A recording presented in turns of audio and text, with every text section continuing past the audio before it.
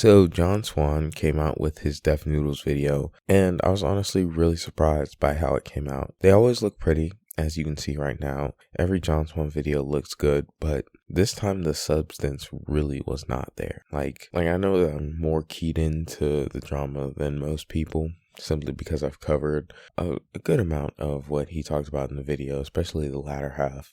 And actually, if you go through my channel and watch all my Deaf Noodles videos, you'll actually get a more complete picture of the current story. Perhaps the archives are complete. Because after the Keemstar lawsuit, Dennis just cut it off. He was like, oh, okay, well, not even Dennis, not John Swan.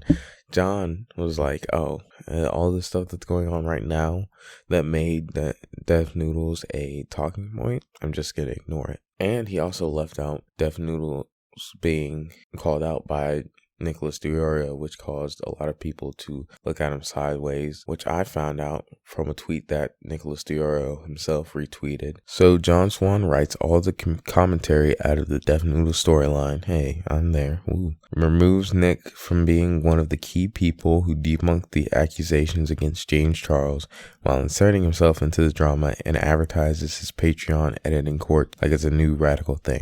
Nick Deorio came out and had his own little barb. He said, John Swan has returned. I skipped the new video, felt like I've seen it before. The thing that he talked about that I didn't was Dennis's early life, which isn't really important, especially to what's going on now. And you would click on the video thinking, maybe they're going to talk about the things that's going on now. There's a reason he released this video now and not 2 months from now or 2 months ago. It's because this is what's going on right now.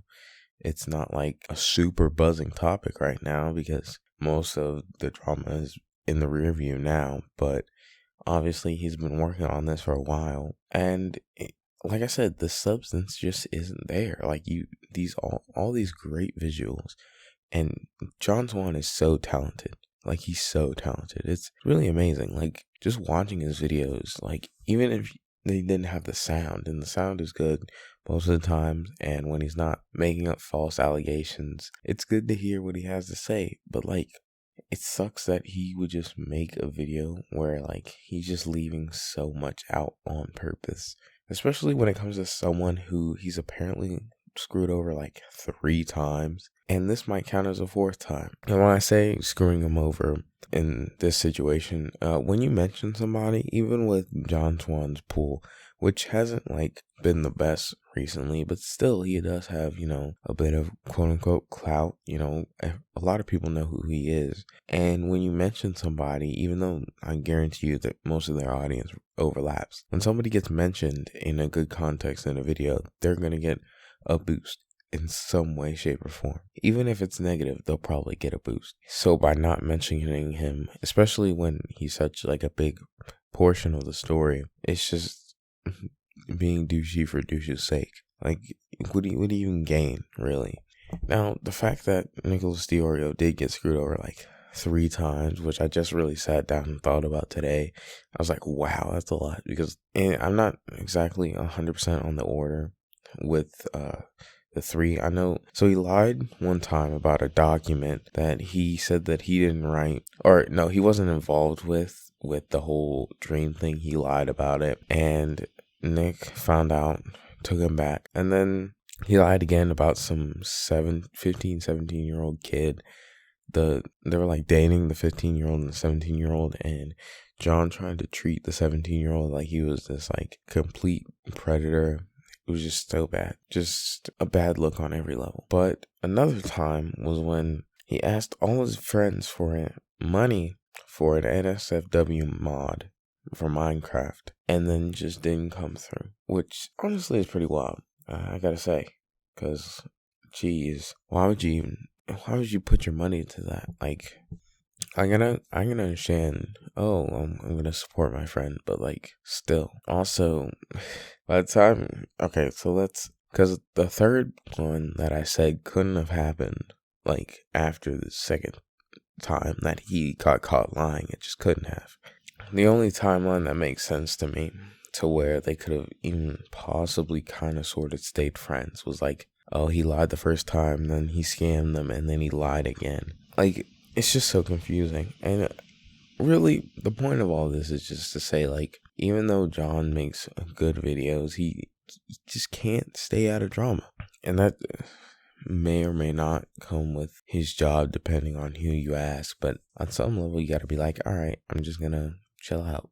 Like, I'm not going to mess with people for the sake of messing with them. Like, if you're John, I can understand being like, hey, oh man, I really don't want to talk about Nick, especially after all the bad stuff I've done to him. Then just don't make the video. Make it about, I don't know, Twitch falling apart, maybe.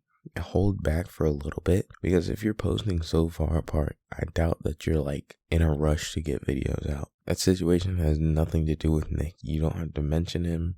You don't have to do nothing. You could just talk about the situation. But now that you've left glaring gap in your video, it's just weird. Like, you sit there and you go, like, why involve yourself in a situation when you know you're gonna get, well, okay, so I was about to say, you're gonna get backlash, but I can't believe I literally talk about this all the time. Streisand effect. I'm doing it right now without even thinking. If you talk about this, but you leave out glaring stuff, if these tweets made me go and watch the video, I genuinely, I really should have thought about that. Wow.